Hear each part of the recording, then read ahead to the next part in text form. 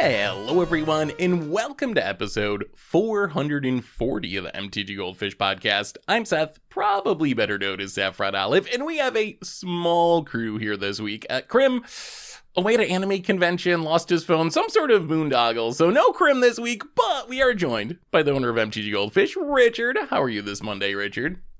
Good morning, Seth. What's a boondoggle? I've never heard this expression. You've never heard of boondoggle? A boondoggle. Some kind of boondoggle? Is this like a 60s slang or something? What is this? I think it's actually earlier. I think it's like earlier than that, like early 1900s slang for like a costly mistake, I think is the easy definition. But it's a funny word, right? Boondoggle. Who doesn't want to say boondoggle? I'm going to use that in my next magic match. When my opponent punts, I'm like, that's quite the boondoggle. That was quite the boondoggle. Anyway. Today, we're going to be jumping around. We got One Ring news, both the One of One Ring news and One of Ring and competitive format news. There's new Secret Lair drops we wanted to talk about a bit. There's some arena news, historic and explore anthologies on the way. We wanted to discuss something that Tulare Community College, the professor actually brought up, the worst mechanic of all time. Standard actually is in an interesting place right now, so we're going to be jumping around before answering your fish mail. Before we get into that, though, a reminder that our show today is brought to you by Card Conduit, and Card Conduit, they are the easiest way to sell your Magic cards. And if you ever want to avoid all the hassles that go into buy listing your cards, Card Conduit lets you skip them with your curated service. You can send in as many cards as you want, as long as they get a buy list value of $1 or more, and pay just a 5% service fee. And if you want to do a bit of work, you can use their sorted service, where you list and sort your cards in advance and pay just a 2% fee. And no matter which one you choose, you're going to get a detailed report with the results and a fast payment once your order is processed, and you can even get another 10% off if you head over to cardconduit.com/mtggoldfish. Card Conduit, it's the easiest way to sell your Magic cards. So thank you to Card Conduit for supporting the show. And let's talk some Magic, and let's start with, the big news, Richard. Lord of the Rings, out 2 weeks now? Maybe 3 weeks if you count the early, you can buy packs during pre-release. But it has finally happened. The biggest question for the set, when and if the One of One ring would be opened. It's been found. Richard, what's the story there? Who found it? When was it found? What are the details? I don't know the details, Seth, but it was PSA graded. Yeah. Okay, it was PSA graded. It was apparently a collector, so not like a store. And the important part was Wizards retweeted it. So Wizards tweeted it. That is the official confirmation. Because when I saw it was graded, I'm like, just wait for another card company to put out a graded one of one and see what happens, right? But Wizards giving it the A-OK probably means something. Yeah. But other than that, I think it's kind of a letdown. I don't know. It was just a random tweet. We're like, it's here. And then Wizards is like, okay, it's here. And they're like, okay. And then the prices of collector boosters slowly drop. And then, I don't know. I don't know what I was expecting, but pretty much it happened. And that chapter of Magic history is closed. I guess we're going to wait for the auction or the selling of the one of one, I guess is what's going to happen. But the actual opening didn't seem too hyped to me. I don't know. It's just it happened. Yeah. So we still don't actually know who actually opened it. We don't know the person. We do know that it was found near Toronto, actually, just outside of Toronto. Someone apparently opened it and then went to their LGS or a LGS and took and had it graded. So I assume that means since it went through the grading process, it was probably open a couple weeks ago. That takes a little while normally, unless they have some rush to get it done. So this might have been opened right back during pre-release even, and we just didn't hear about it until this past week. We haven't heard the details about how they're going to sell it. There's been a couple of tweets about, hey, we got it now. If you'd like to make some offers, let us know. I don't know if they're going to go with one of the standing offers, the $2 million offer, something like that. I also felt it was a little bit anticlimactic. After the huge discussion about it, it kind of was such a big topic. It kind of went out with a bit of a whimper though, where it was just kind of a random tweet at a middle of the morning. I don't know. I don't know what I was expecting though. I was expecting I don't know, Wizards to like have some big article and like fly the person out, like do some big promotion, but it was just kind of like, hey, someone found it, it's on Twitter, and like Wizards retweeted it or whatever, tweeted, yeah, they found it. So it was a little bit anticlimactic in that sense. Obviously, congrats to the person who opened it. That really is like a life-changing card to open. And one of the most interesting parts is it certainly got picked up by the real news. I was just looking in Google and like USA Today and Wall Street Journal, all these like real non-Magic, non-gaming news outlets have articles about like it being open, the person finding it, how much it's worth.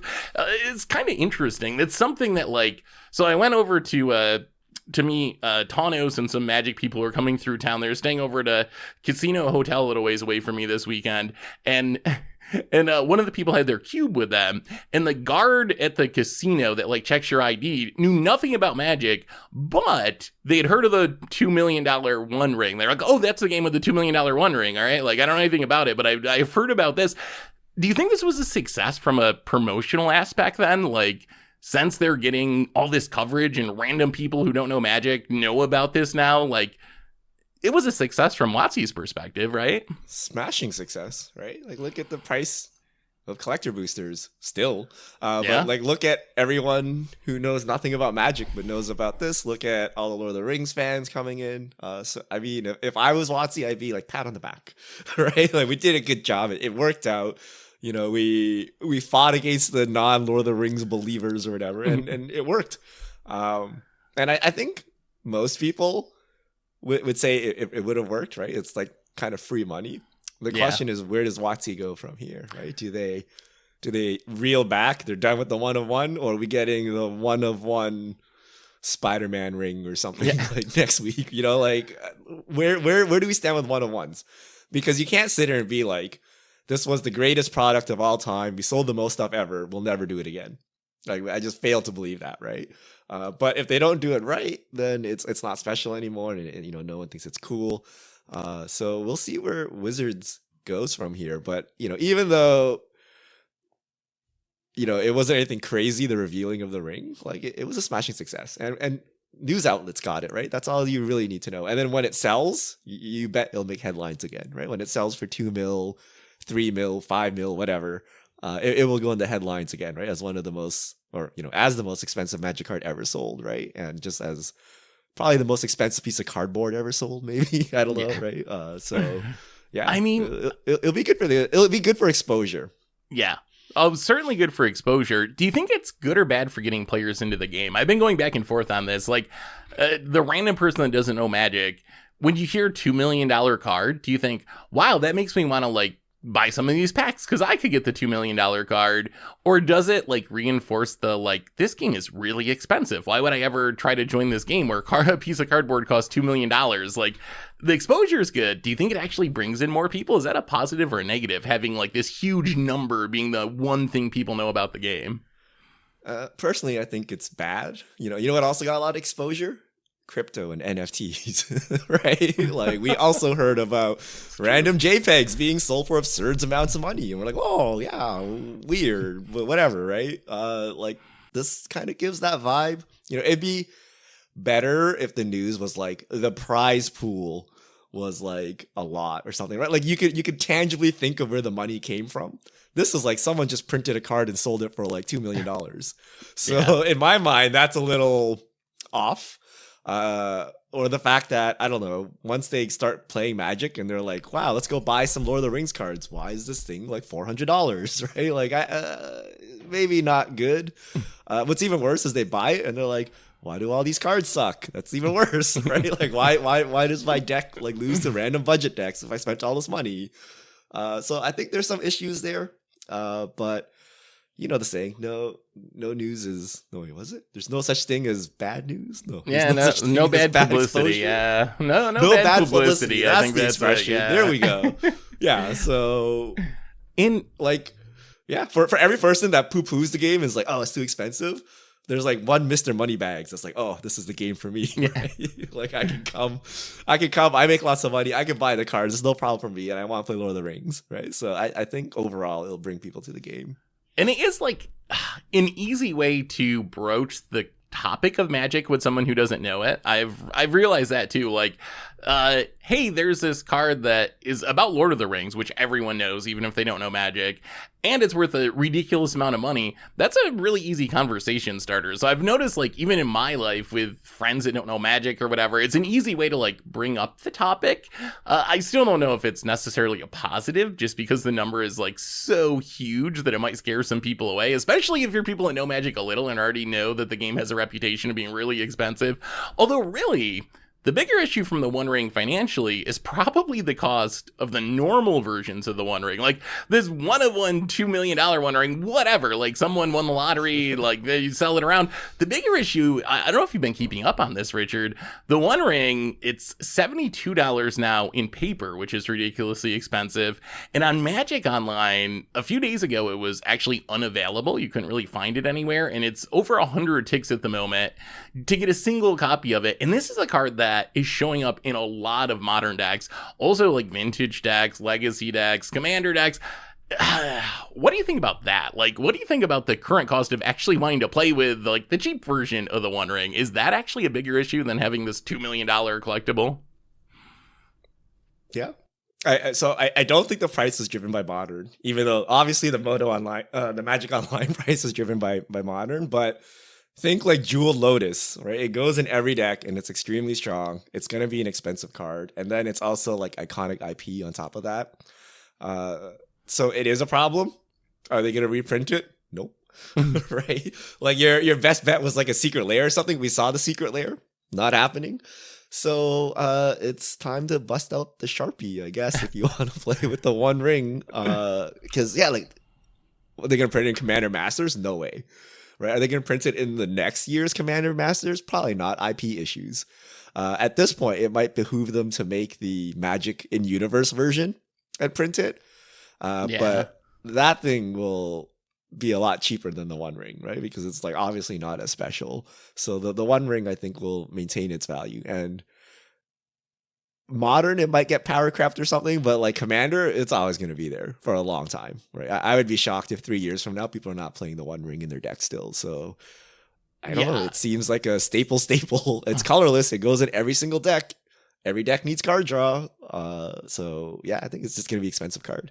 Yeah, it is definitely an expensive card. And yeah, I don't know if modern's like the primary driver of it, but I think it definitely plays into it. Like cards that are playable across formats, that's like that additional demand really drives prices up. My one hope is that they're just going to print this set for a while. We know the holiday edition's coming in like November or whatever. Hopefully they keep printing it. Like right now, Modern Horizons is expensive, but they printed Modern Horizons for like 2 years continually. You could just go and buy a box. You can still go buy a box if you want to at a reasonable price, the same price as when it first released. And right now, like Ragavan's under 50, the Voke Elementals, they're in the 30s, but those cards don't have nearly the commander demand as something like the One Ring. So I feel like the One Ring's like Ragavan in Modern at the moment, but also one of the best commander cards they've ever printed. So it's hard to imagine it ever being really cheap unless they aggressively try to reprint it. Like, I don't know how we're going to get around this. It was another weekend in Modern where the One Ring is kind of, I don't want to say dominating, but there was a bunch of challenges, which are the competitive events on Magic Online over the weekends. And there were 5 challenges or preliminaries in the last like 4 days. One Ring decks won 4 of them. And if you look through the top 8, somewhere around like 35% of decks are One Ring decks. And if you're playing the One Ring, it's mostly as a 4 of, sometimes a 3 of. So the card's definitely showing again and again that it does have legs in Modern, to the point where I'm a little worried about the Omnath decks. That's the deck that's really risen to the top with the One Ring. I don't know if you've played any Modern recently. Have you played Modern since the Lord of the Rings set dropped? No, I was trying to procure a playset of One Ring, Seth. Yeah, good luck. Yeah, the Omnath deck is over $1,000 on Moto right now, and almost 2,000 in paper. That's a metagame call, 100%, 100% metagame. So, okay, here's the thing. Okay, if anyone's played Modern before the One Ring, you cannot outgrind an Omnath deck, right? One of the reasons Jund is like a useless deck is Omnath exists. Like, you cannot go long against this deck. This deck can go even longer now with the One Ring, but because everyone's watering down their deck to go long with the One Ring, you just fall into like Omnath's trap card, right? Like you both have One Rings popping off, but they got an Omnath. So I think Omnath is a lot better because everyone is like trying to jam the One Ring into everything they can play. So once people stop doing that, then the Omnath decks won't be as prevalent. But, Omnath's always been strong. It's always been a tier 1 deck. But if you want to go long mid-range grind fest, like, you're not beating Omnath. So don't test your One Rings against that deck. Like, it's not going to work. They also play green and white. They can remove your One Ring, right? You may not be able to remove theirs. Yeah, so you think it's just the best deck in the One Ring meta, essentially. Like, you have good answers for your opponent's One Ring. It does synergize really well with Omnath, because Omnath makes 4 mana, which just happens to be enough to play the One Ring. So you get, plus Omnath has the life gain, so what do you care if your burden counters are adding up, because Omnath is gaining a ridiculous amount of life. So maybe it is just, like, the best deck in the One Ring meta. It got me wondering, though, Richard, do you think Wizards expected this? Like, do you think they printed One Ring knowing it was... Because I think we all underestimated its potential for Modern. Do you think Wizards expected this to be, like, a format-defining Modern card? Or were they kind of thinking what we were, like, oh, this is a good Commander card? Because I've heard some conspiracy theories where people are like, well, we know this ban window is, like, a month from now. We know a Pro Tour is coming up in between featuring Modern. Did Wizards, like, super push the One Ring, intentionally have it, like, make a huge splash, sell the Lord of the Rings set, be at this Pro Tour, knowing that they can just ban it or do something to it in August if they need to? Nah, I don't think so. I think they probably just missed it, or they thought it was playable, but, like, not this dominant.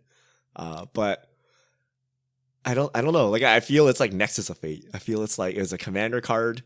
Who's going to play a 4-drop that does nothing in Modern? And then, like, turns out it's really good. I feel they missed it. And I feel they would emergency ban outside. I don't believe their policy either. We'll find out what happens. But once they're outside their banning windows and, like, the metagame is absolutely disgusting, like, are they really just going to leave it? Like, I think they're going to have an emergency ban or something. There's always, like, emergency, right? Like, you can always be like, well, emergency, we gotta do something, right? So I don't actually believe them yet, but I think that's giving Wizards way too much credit, right? For them to figure out a card that would slice into all of Modern, but not really break Modern exactly. Like, just everyone's running it now. It's like how everyone runs Ragavan or whatever, right? Like Leyline Binding, like stuff like that. Like, just like goes in every deck if you need it to be.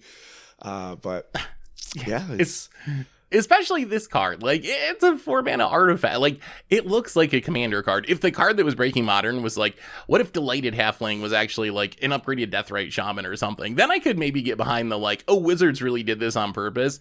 I underestimated the One Ring. It doesn't seem like a stretch to me that Wizards also underestimated its power.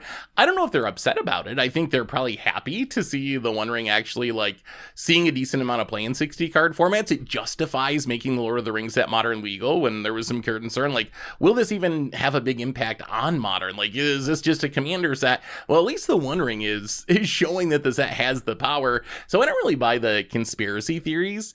I don't know what they do with the banning, though. Like, it's still prettier. I do think this is a card that probably has to be banned eventually, being colorless, but what do you think about this? Seething Song? Here's then you just Seething Song into your One Ring and turn early. That doesn't solve anything. But the other one that's playing Seething Song correctly will win the game, so it's fine.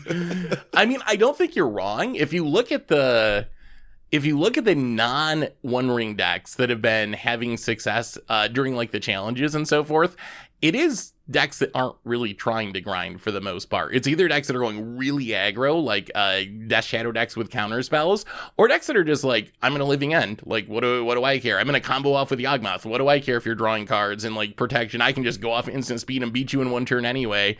So I think you're not incorrect that is the solution to this grindy mid-range metagame, is just those fast combo decks. So maybe some sort of unbanning would be good. What do you think about errataing the One Ring? That's the other thing that's come up in this conversation. Like, what if it was restricted instead of being banned in Modern? Because one of the problems with the One Ring is, like, it's down, so it has to be legendary because it's One Ring, but that also really defeats the whole gameplay aspect of it, because you just play a second One Ring to legend rule the first one once you get too many burden counters. So if you could only play a single copy, then there would actually be some amount of risk to, like, oh, maybe I actually do die to my own One Ring, which just doesn't really happen in practice now because you can legend rule yourself. What about, like, restricting it so you just play a single copy? Would that would that be a flavorful solution? It would be unprecedented because Wizards doesn't restrict cards, but the One Ring's unprecedented. It's a $2 million card, all this stuff. If there was any card that you could justify it, kind of like remember when they had to ban Lurrus in Vintage because Companion just, what's the point of restricting a Lurrus? Just only play one as your companion anyway. Is there any chance that it's correct to just restrict it? So we can be like RNG Fest, whoever draws their One Ring wins. That is the drawback. I don't know about I don't know about that one.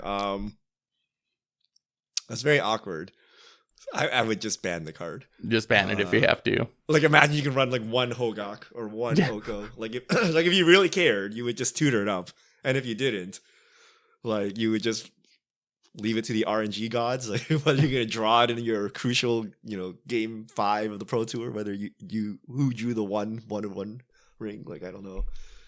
I think just I don't think they need to ban it. Like it just shows how bad Modern is right now. Like it's like a problem of 2023. Everything is just grindy mid range, and taking turn 4 off. Like you can't beat the person taking turn 4 off. Like that's gotta be wrong. We gotta like print more aggro. Like there needs to be like a more 1 mana 4 damage burn spells or something. I don't know what this means, right? Like you should be able to just like kill people before this happens, but we can't. Like what I would do is look at the metagame before this all existed. What decks beat Omnath like cleanly, like very well. Like those decks need to be powered up, right? So those are usually some kind of aggro deck, some kind of combo deck that they can't deal with. And then we need to power them up. It's time to make Super Monkey, Seth. the monkey is now I knew 5/5 this is where we're menace. going. Like, yeah, and as you were talking, I'm like, man, are you just pitching like better and more improved Ragavans? Like, is that the solution? Ragavan's not good enough. We need even better Ragavans. Oh, I mean, I think Storm. I think you need Storm, or you need like Belcher type. Like why do those decks not work? Like so fast Storm's combo? Too slow. Yeah, but like what's the other? What's the most legit fast combo we have today? It's got to be Hammer Time, right? Like what's maybe Amulet Titan. Like I guess those it depends are not on fast at all though. Like we need like the real Storm type decks. I mean, there's not much in Modern that's going to kill you before turn 3. There's a lot of decks that on turn 3 with their best draws or good draws can kill you, but there's not much that's literally going to kill you on turn 2. Maybe Hammer Time sometimes. Is it the free spells? Like you should be fearful of tapping out in turn 4 to play the ring, even though you have you're indestructible, or you get like a turn of immunity, because your opponent can freely play all their spells, and then when that turn is up, just like nuke you. But that's not the case, is it? Because you can now tap out and just cast like a multitude of free spells if needed to keep yourself alive. I think that is a big part of it. Like stuff like Solitude really makes it safe to tap out. And then plus, if you look at the Omnath decks are the most prevalent One Ring decks. Not only do you have Solitude, you have Furies in the decks. You usually have Endurances in the sideboard. You got Force of Vigors. There's a lot of like free things that you can cast now. I wonder... Maybe we need Force of Will. Maybe we have all these offensive like free spells. Maybe we need to be able to stop the free spells. Like I need my mental missteps to stop my opponent's mental missteps. Yeah. Okay, I got it. It's a 1 mana 3/3. When it hits someone, it makes a treasure. All your spells cost 1 less. Counter any free spells. You got like Electromancer, Ragavan, plus like a Hate Bear stapled on. Mash them all together. Yeah. That would probably help. I don't know if that would be a positive for the format overall, but it would slow down the One Ring. I would just unban rituals and see where we go. I mean, I think that's my favorite. We did a couple of podcasts not that long ago going over the Modern ban list, and our conclusion was there's actually like quite a few cards that are at least worth considering. So I would also like to see that be the first step. I honestly don't think the One Rings, unless we'll see what the Pro Tour looks like. If it is like historically dominant at the Modern Pro Tour, maybe it gets banned in August. Otherwise, like, I don't think they ban it in August. I would be, if it is like it is today, like a very good card that's seeing a lot of play and winning challenges or whatever, but doesn't go past that, I would be shocked if it got banned that quickly, because normally Wizards doesn't take that quick of action. We'll see if their new banning cadence plays into that, and then this is like their big window. Do they have to take advantage of it now? But I think it could definitely need to be banned eventually. I think it's busted, but it seems very quick for them to make a change now, especially since they're probably still going to be selling Lord of the Rings back. Okay, so wait. I have a question. Is it? Let's say this is the metagame. Is it bad, Seth? Is this not old. just a Modern Horizons? Yeah, but doesn't it get old to get Furied and Solitude and whatever, like Monkey? Like, we have these like kind of staples that cut across every single deck. This one's colorless, so it's a little more egregious, but like, is it that bad? Like, if this is the metagame? I feel like a lot of games I've played recently, I've been playing One Ring in a lot of different decks, mostly in Historic because I don't want to spend $400 to get them on Magic Online. But I've been playing in a lot of decks. In a lot of games, seem to come down to who draws the One Ring. Like that seems to be like the determining factor. Like if you draw the One Ring and your opponent doesn't draw theirs, you probably win. If your opponent draws it and you don't draw yours, they probably win. You can try to minimize that play pattern by having answers to the One Ring. Like Sheoldred is really good because it stops your opponent from drawing too many cards or they die, or like Orcish Bowmasters, or just straight up killing it. Any like Leyline Binding, they can just exile it and get rid of it. So you do have to like metagame for it, but that's the part that I dislike. I enjoy playing, like I love drawing cards. Like the power of the One Ring, it is pretty intoxicating. Like they did kind of nail it flavor wise. I do feel like I go to like Gollum and I'm doing the My Precious thing, like where's my Precious, and I'm just like kind of drawing all the cards and like freaking out. So it works on that level, but I do think it leads to this really swingy, like who draws this one card, like metagame, which I don't know. It's fine for now. I'm still enjoying it for now, but if it's like this 6 months from now, I think I'm gonna end up sick of it. And like, come on, let's stop doing that for a while. But I guess we'll see. Like the Modern Pro Tour will really, I think, give us a lot of information. Like this is early Magic Online results. The card's really good, but I think we wait and see the Modern Pro Tour in a week or two, how things shake out there. But let's talk about something else. Let's talk about Secret Lairs, Richard. There's always Secret Lairs. That's not a surprise. They're always coming. But this Secret Lair summer super drop that was just announced a few days ago, I've seen a lot of negative feedback from this one online. So if you look through the super drop, you go to secretlair.wizards.com or secretlair.com and you can see it. Got some really cool art. Like it's got, like any Secret Lair drop, some really unique art. You got some, Mountain Go basic lands, cool art styles. But there's someone on Reddit who always does a price breakdown of all the Secret Lair drops. Like how much are they worth? Like what value of cards are you getting when you spend $30 or $40, depending on foil or non-foil, to get these cards? And really, out of these Lair drops, none of them are really worth it. There's a lot of like, I'm spending $30 and getting $20 worth of cards. There's some that are, I'm spending $30 and getting like $10 worth of cards. And the most egregious is the Lord of the Rings drop, Adventures in Middle Earth.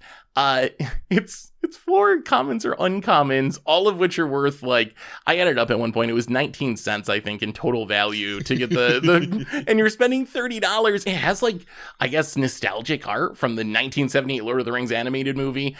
Do you think there's an issue here? Like, is this something worth complaining about? Or are Secret Lairs just their own separate thing and you're not buying them for the value? You're buying it for this unique art or whatever. Like, should we be complaining about Secret Lairs with 20 cents of cards? Or is that just useless for us even to complain about?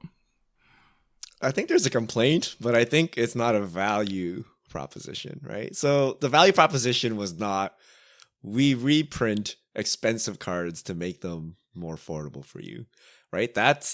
So Wizards has never actually said that for anything, right? Yeah. But the closest for that is probably like a master set or something, right? Where they're printing cards and they're going to print some expensive cards to try to sell the product, right? Secret Lair is all about fancy art, and you're paying more and more for fancy art, right? Because the fancy art price is a difference between the product price and like the EV or whatever, right?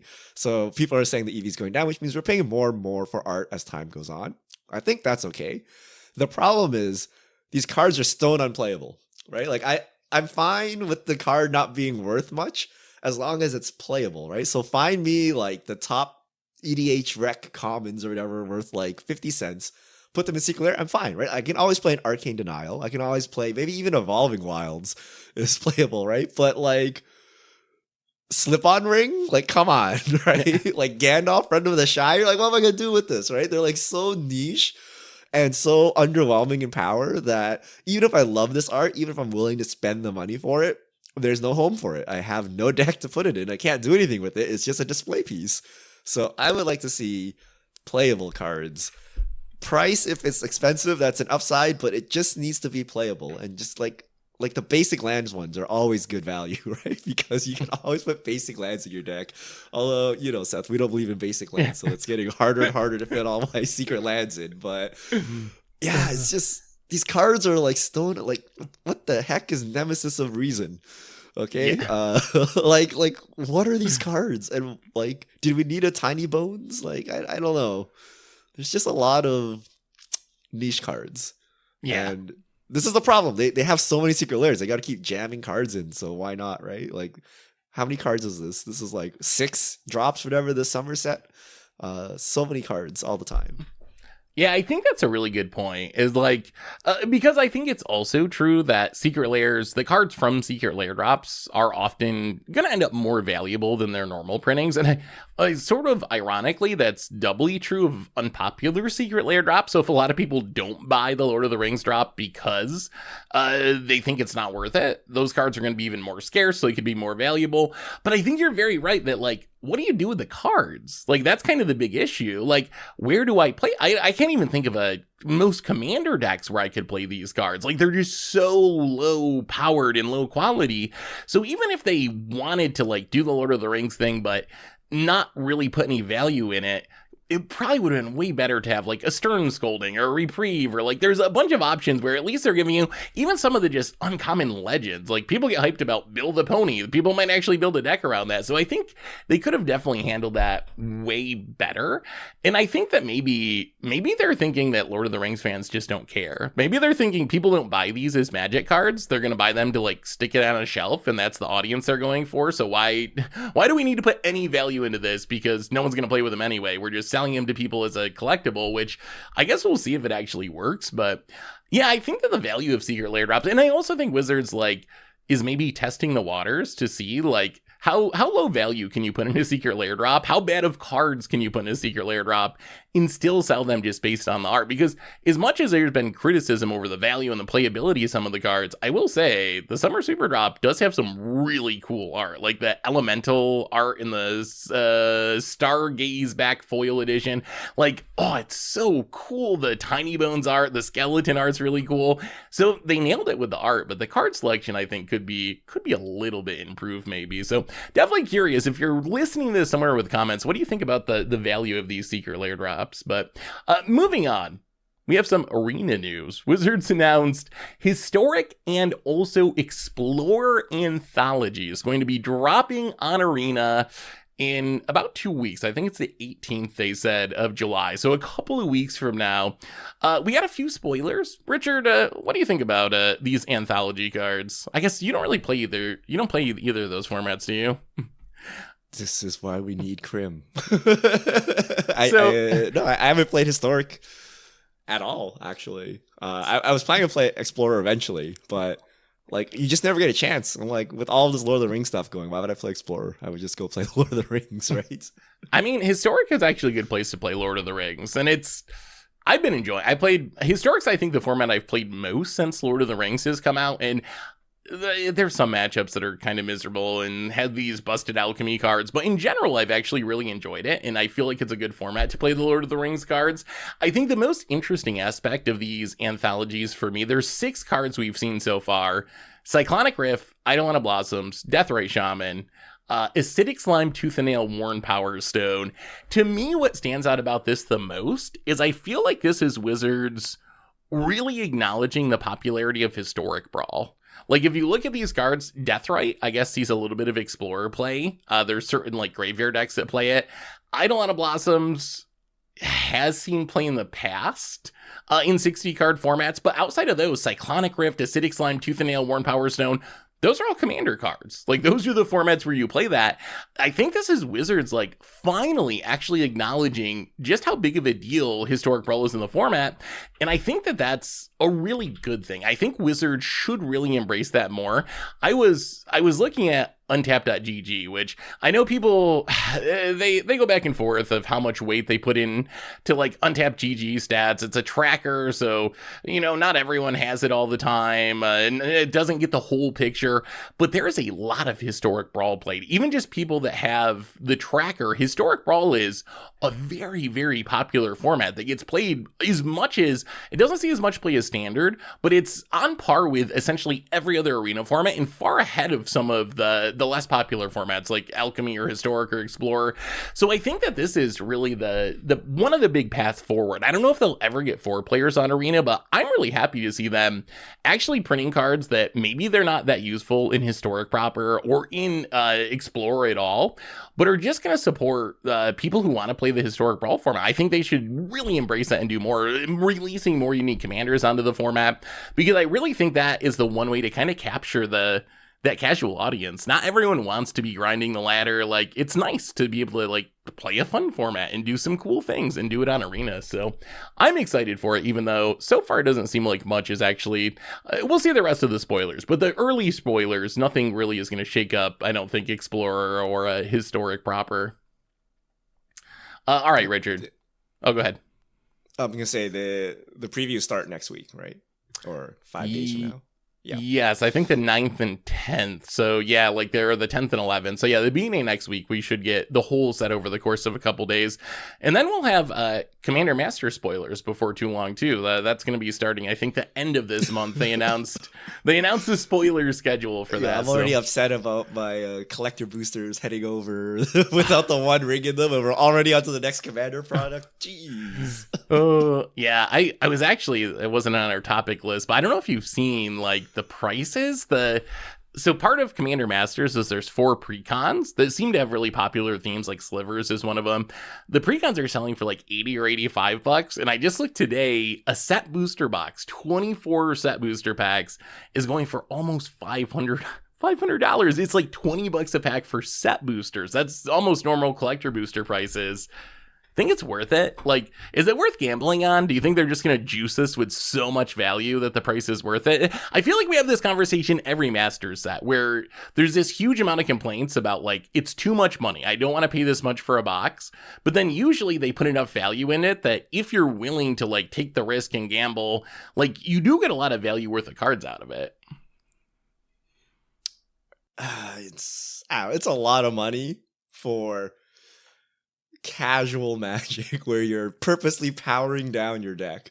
So if I had a play group, we would be talking about, if we weren't content creators, we'd talk about budget or something, right? Because like no one wants to spend like $500 and then purposely lower your power so that you don't crush your table. It's just a weird dynamic. It's just so much to keep up. Like, so I don't think it's worth it. Like, Magic is just as fun with budget decks if everyone sticks to like that same budget, right? Or like, that same power level. It's fun. Like Limited is the perfect example, right? Limited is very fun, and the power level of Limited is significantly lower than Commander or Standard or everything, right? But since everyone is using the same power level, it's fine. So I don't like the idea of like dropping $500 every set just to keep up with the latest and greatest, especially since it also power creeps the format and changes the dynamics a lot. So I wish the products were cheaper, but as Lord of the Rings showed, it doesn't matter. People are not rational. You're like, oh, serialized card, okay, and then like the price of the box goes up by $200, even though the EV is like a couple bucks. But yeah, Wizards gonna do Wizards things, and we're gonna keep buying it until we run out of money, and we haven't run out of money yet. So, wow, that actually pretty much sums it all up. All right, next topic. Actually, this is a good one. I wanted to ask you about this. So, Prof, Tulane Community College, made a video this week about what, in his opinion, were the worst mechanics of all time. I'm curious, Richard. What do you think the worst mechanic is? Definitely check out the Prof's video. He always makes great videos, but I'm curious. What is on your list? Give me your top 2 or 3. Okay, so the real top ones are not remembered, right? They're so underwhelming and useless that we never remember them. Yeah, it's some like so Boros. You'd actually have to look at the mechanic. Yeah, some Boros you attack with your Boros thing and it does a thing. Like there's a million of those. We don't even remember the name. You're probably right. Yeah, but I don't know the ones you can remember for their badness. Megamorph has got to be like the laziest excuse for a mechanic I've ever seen. Like, this is the... Did you make the new mechanic for the set? No, I thought you were going to do it. Oh, no, it's going to printer tomorrow. Megamorph. That's where it is. Megamorph, I mean, I think there's like, you got to also think like is it from a flavor or like a play perspective versus a balance issue, right? If you go balance issue, you would say something like partners or companion, right? They were like insanely Storm broken. Dredge, yeah. Storm Dredge, Infect, stuff like that. Yep. Maybe from a like playability wise, like banding, like, who knows how that works? We were talking about how does banding work with the One Ring? Like, is everyone a ring bearer? Do you sack the whole team? Like, what's going on here? Banding is confusing. I would say Morph Manifest for competitive play, where you have to be like, this is Morph number 1 and this is Morph number 2. How do you track it? Yeah. I mean, actually, is that even that bad? Because now we got keyword counters. So if we actually watch a Paper Pro Tour, you would see someone take a little slip of paper and be like, vigilance counter, and then flying counter. I think at this point it might not be that bad. I think it was bad for its time because we weren't really used to having to do that. But in this era of Magic, there's so much to track that I'm not sure that's actually like a deal breaker anymore. I got to shout out Devoid. My God, do I hate Devoid. Like, it's a mechanic that like it just does nothing. It was like you make colored creatures and put Devoid on them and technically they're colorless. But like, yeah, there's super fringe situations with like protection from a color where it's relevant. But in general, it's just like the least meaningful mechanic. I think like it doesn't do anything in like 99% of situations. Devoid matters. It was like colors matter. It's okay. Do you like devotion or like color identity? Like, this is a way to like mess with it, but not really color identities. That's a deck building thing, but it changes like. Do you know? Remember the old cards that actually just straight up change the color of your Magic cards? Like it's a callback to that, except you just go colorless. So I actually kind of like Devoid. It's not that bad. If you just put this card is colorless on a colored card, that's speaking of lazy design. Like, isn't that Megamorph? They made colorless cards. They wanted lots of colorless cards, but they still needed a color pie to do drafting. So they made colorless cards or colorless colored cards. So. Do you think defend Devoid? Do you think a pseudo flying mechanic should be on the list? Because you have like literal OG flying, then you have like Shadow, then you have like horsemanship. There's like at least three mechanics that are essentially just flying with different words. We don't need all those, I can't knock him for horsemanship, like something made like 30 years ago or whatever. I guess Shadow was a long time ago now too, honestly. Like, that was Tempest or something. So even that's like 25 years ago. I think it's fine. Like, just like Regenerate is a meme. It made sense at the time, right? You're like, oh, this was actually a pretty cool ability. It's just, it was so strong, they had to nerf it by not letting anything regenerate ever again. So then it became a meme of a mechanic. Same with Indestructible. It's becoming a meme sort of now, but I think that's good for its time. So I wouldn't knock on the pseudo flyings. I think they were good for their time. Like, the horsemanship set, all the people rode horses. It kind of made sense. Yeah, I mean, the flavor of horsemanship is actually pretty good. Shadow, I think less. I really don't understand the idea of Shadow, why that was needed to be a thing at the time. It's like ghost people. They can only interact with themselves. They should have saved it for the Lord of the Rings set to save the day. Okay, let's flip it then. What do you think about Dungeon? What do you think about stuff like no one really understands? Like, can you rattle off the dungeon names off the top of your head and what their rooms are? I couldn't take you through a whole dungeon at this point. Like, no. So there's a big complexity issue, right? Like, it does add a lot of complexity, a lot to keep track of.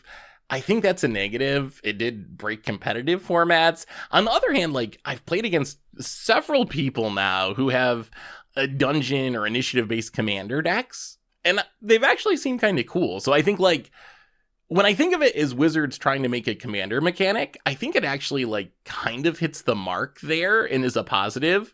But then the complexity and impact on 60 card formats is a negative. So I don't think I'd have it on my list of, like, worst mechanics of all time.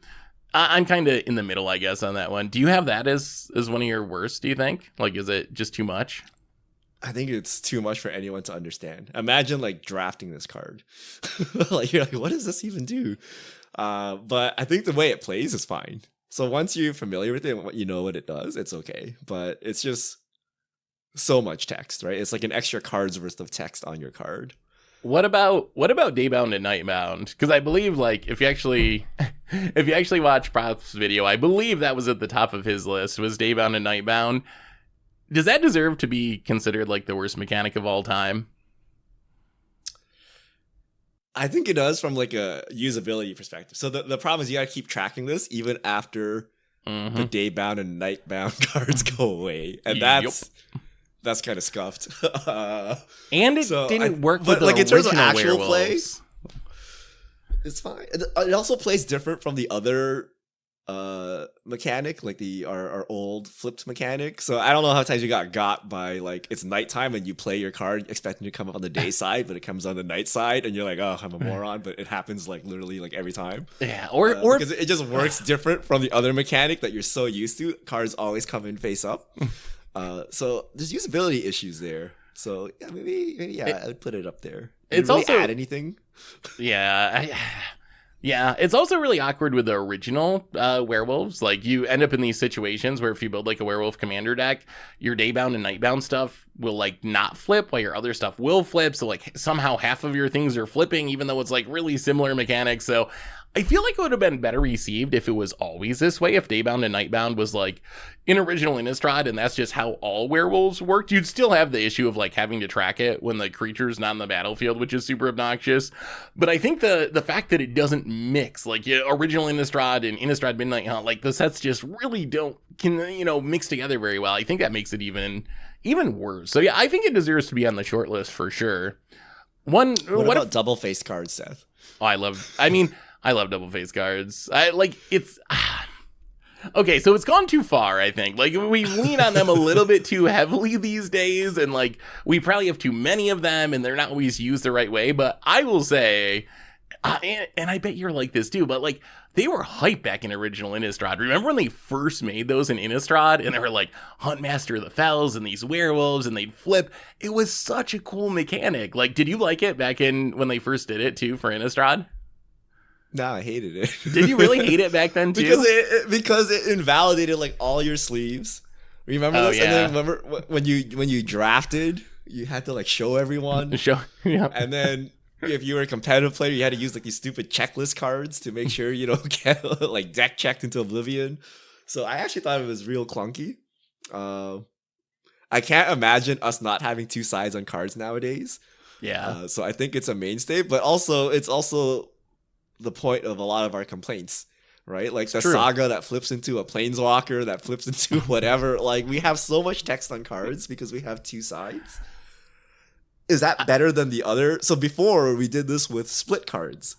So, you turn the cards sideways and there's like two miniature cards. Like, is that better or worse? But at least because you still had to fit them on the card, like you had to put less text on your split cards. You couldn't like split card two planeswalkers like you could do with double face cards nowadays. So I mean, I really think I think MDFCs are an example of it done right? Like I think that should be the archetype for how Wizards designs double face cards. I think double face cards are better than having like two cards on one face, which was always kind of awkward. Like, it's not enough space to do things, and like how it would be awkward to know with permanents, especially on the battlefield. It worked fine for spells because you cast them and then it goes in the graveyard. But what if you're putting a land creature on the battlefield or a creature artifact? Like, what side is actually where? Like, so I think there's some issues with that. I think MDFC lands are like, isn't that how we want them to do it? Like, your front face, you can make it like a magic card, and then the back piece is just something very simple, still very necessary. To me, MDFC is like pretty much justify double face cards by themselves. Like, it's just such a great and clean design, in my opinion, that makes it all worth it. High power levels, Seth. Like, imagine you're playing a new player. They gotta like unsleeve the card, flip it around, read it, put it back. Like, you know how they put like the power and toughness or whatever in the front so you can understand, like, good luck. Like, there's more to a card than power and toughness, right? I wonder if my perception's tainted by mostly playing online, because I don't have to deal with those downsides, because I'm mostly playing Arena or Moto, so whatever. My double face cards, like, I can read them all the time. It's not a big issue. But I have some in my commander decks, and it is awkward that, like, I could imagine if you don't know the cards really well, what are you going to do? Pull it out of your sleeve and like flip it around in front of, like, huddle under the table so people get like, how do you even do it? Question.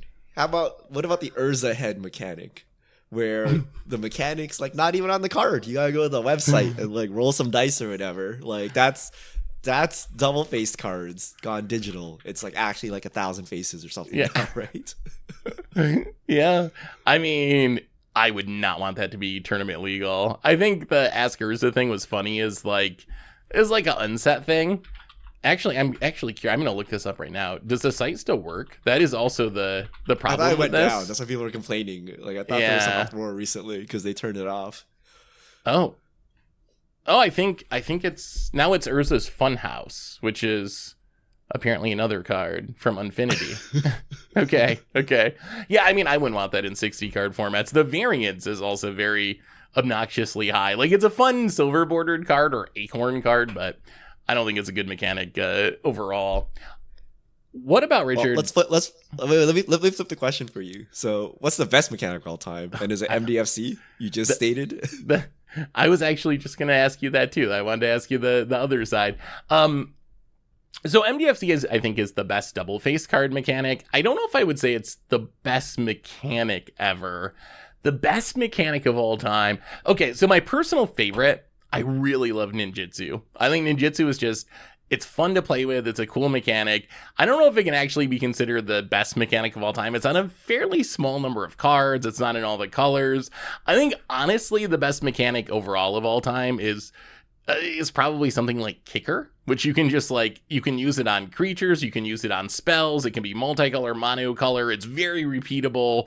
We like to meme on everything being Kicker, but really that's the original aspect of it. It plays really well. Another one would be Cycling. I think Cycling is just like a really simple, easy way to give your cards more value, to reduce mana screw and stuff like that, take some of the variance, the downside variance out of the game. But I think if I had to choose just one, I'm probably going to go with Kicker. What about you? What would your number one mechanic of all time be? I think I had the same line of thought. I was thinking maybe Scry. Okay, you can add Scry to literally anything, and it's like good, and it adds consistency, and it gives you more control over RNG, which is pretty much the only reason you ever get mad at Magic is like, oh, your mana screwed, or you didn't draw your thing, or whatever. But it's not like as outrageously overpowered as just like stapling card draw into everything, right? Yeah. So I like Scry. What's an actual like? What about Surveil though? That's just better Scry. It's been Scry's been Power Crest. Surveil's like by putting it in the graveyard, you make it too strong. Yeah. So you gotta be careful. Like if you start making random cards that Surveil, you might actually like power up something. How about Infect? I actually kind of like Infect. Didn't you have this as the most hated mechanic too, or like the one that you people dislike? Hate it, but I actually think it's like a cool. It's like a cool alt win con that's all in. So the reasons why they made Poison is why I like Infect. So Poison is like you get to hedge your bet, you get to deal damage and poison people at the same time. Whereas Infect, you're like I'm going all in on this alternate route, and if I get stuffed, I'm like.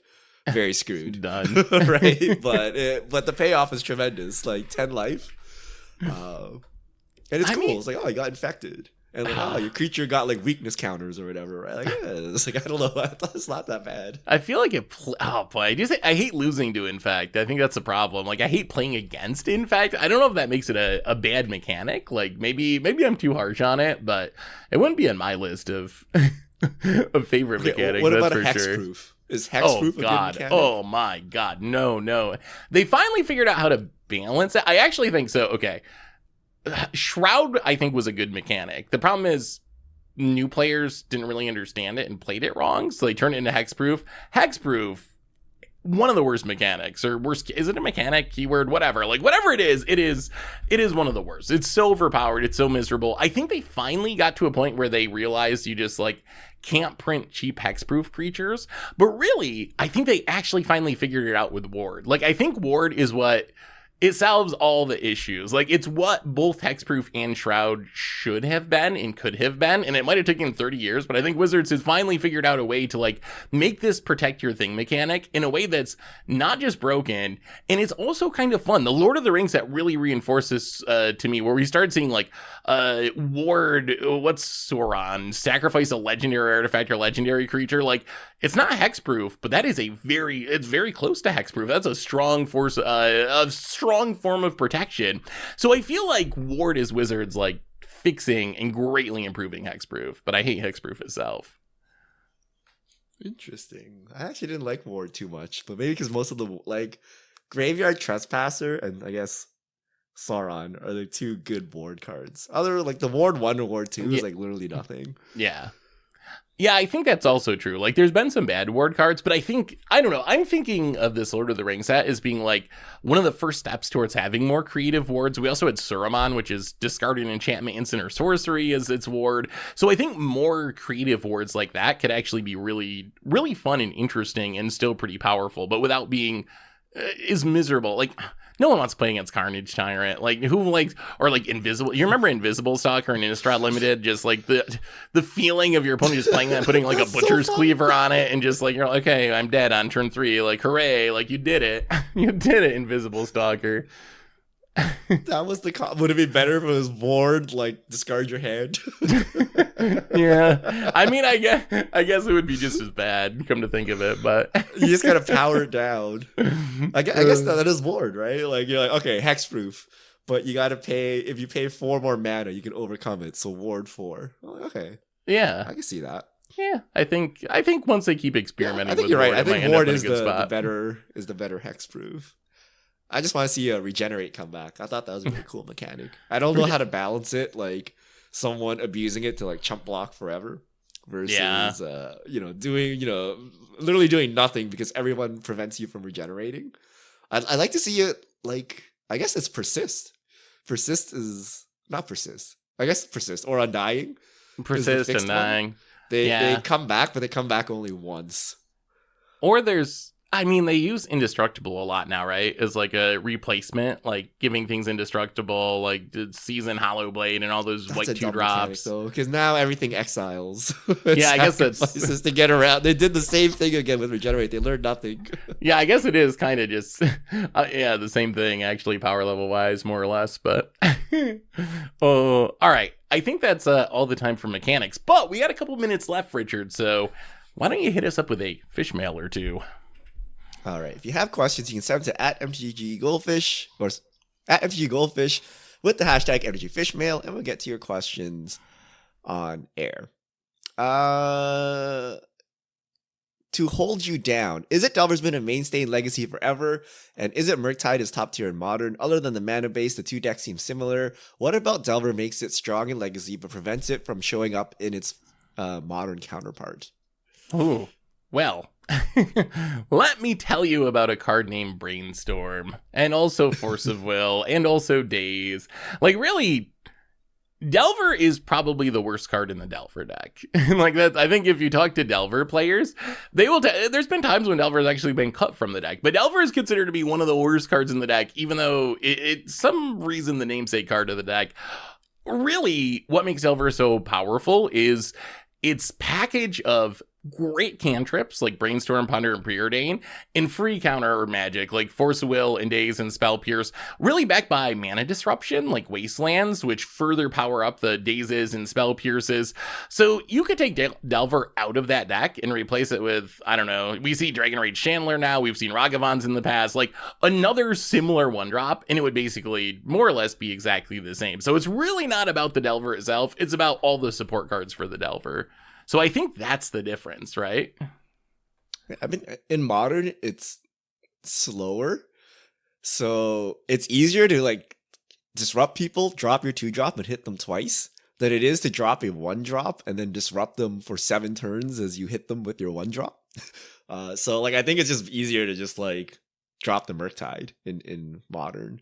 But yeah, I don't know, like, we see this in Standard as well. Remember Tomer's like mono blue Delver deck, and you're like, "Why don't you just cut Delver?"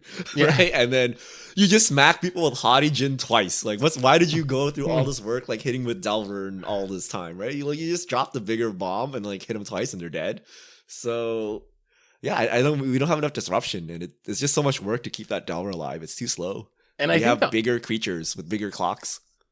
And I think the other difference is really just the ease of flipping the Delver. Delver unflipped is a really bad creature, just a 1/1 ground creature. In Modern, in Standard, there's usually not a lot of ways to control the top of your deck, but in Legacy, because of Brainstorm in specific, and also sometimes you see other cards that have similar effects, a counterbalance lets you see the top of your deck and fetch lands and so forth, but because of Brainstorm in specific, the ability to flip Delver is much more consistent. Like, it's much easier to, like, put an instant or sorcerer in the top of your deck. I've definitely played people in Standard who, like, play a Delver and they whiff, like, 10 turns in a row, and you're just like, yes, another land, another creature, like, you're doing it, Delver. So I think that's the other big difference. All right, last question. Sebi DC, what's your favorite Magic format, and can you convince us it's better than the rest? Oh boy, I actually don't know what your favorite format is. Traditionally, my favorite format is Modern. Is it still my favorite format? I go back and forth. I think it's still my favorite format. It's not. I don't love it as much as I have at various points in the past. I think since Modern Horizons 2, it's not as far ahead of the other formats as it used to be, but I still think Modern is my favorite format. And the reason I think Modern is my favorite format is you can still do a ton of things. Yes, those things usually in your deck, you got to play some Modern Horizons cards. That's kind of the cost of doing it, but it is still a format where there's a big enough card pool that you have a lot of options, and many archetypes have strong enough cards that you actually have a chance to compete. You can build pretty janky decks. Like this week we're playing Nazguls on Against the Odds, and you can build a deck like that around the 9 Nazguls, and you can actually win some games with it because there's good enough support cards, and the rest of the deck can make it work. So the diversity of Modern, yes, it's been diminished since Modern Horizons 2, but it's still the most diverse format, and for me, that still makes it the best format. Ask me in a few years on, it might be Pioneer. I think there's a chance that Pioneer passes Modern in the not super distant future. Yeah, I'm a Modern believer, but I'm trying to jump ship to Pioneer. Like that's Modern. I don't know.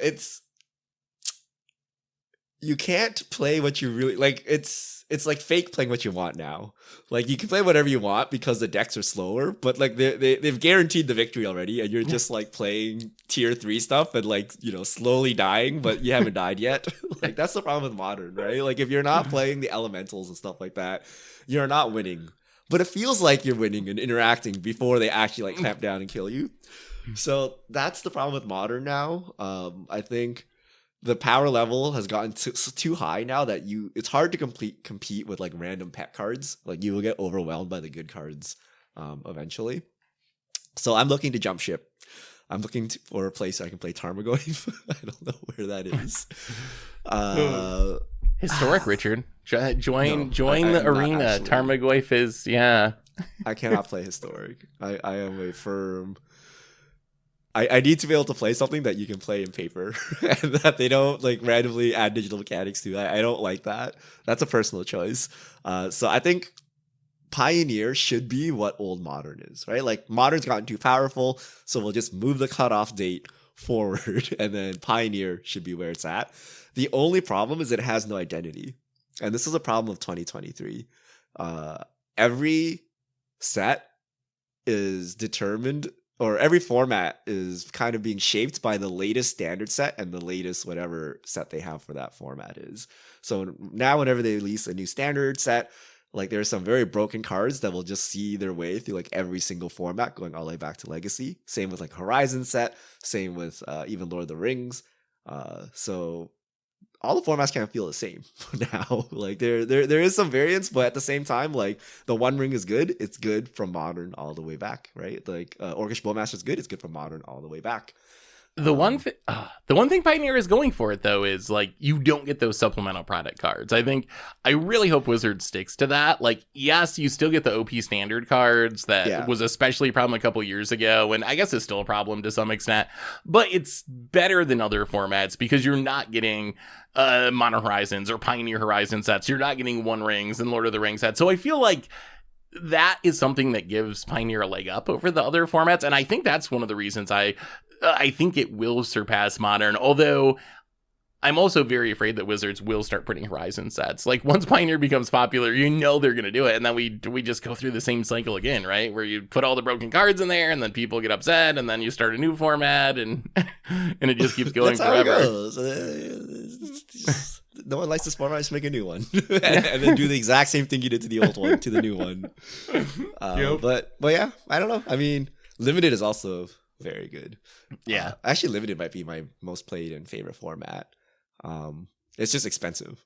Now that I don't want to build a Magic Arena collection, it is very expensive to play Arena. I'm basically throwing away like every single card I open, so it's very expensive. Do you ever but if you want, consider go Moto? ahead. You ever consider going to Moto? If that's like, if you I don't actually care thought about building about a that. collection, wouldn't it be better to play Limited on Moto? But I wanted Or to play Lord of cheaper? the Rings with like a modern interface. Yeah. But I actually thought about that after a while. I'm like, wait a minute, why did I just play on Moto? I can open the One Ring as well, right? Like it's a win-win. So maybe I'll go to Moto. I don't know how happening it is. I know Standard is really tough on Moto now. The queue times are getting longer and longer with every set release. I wonder how Limited is. So maybe I'll try Limited on Moto next time. But it's too sweaty for me. It's like best of 3. I like playing best of 1 Limited because it's not sweaty. Oh, And, they actually it's have easier. started. They've actually started doing best of 1 events on Moto for set releases too. Like, I believe right now there's actually a best of 1 Lord of the Rings limited queue. Yeah. So they've started putting those in as special events. So keep an eye out for those. That might be just financially, it's probably going to be cheaper. Like, if the issue with arenas, it's really expensive, which if you're not trying to get the cards, it is probably going to save money doing it on Moto at least. But I gotta play with Moto grinders. But you do have to play with yeah. That is Arena's just like a free for all, free gems here and there. Like, what are you doing? I don't know what you're doing, but thanks for the win.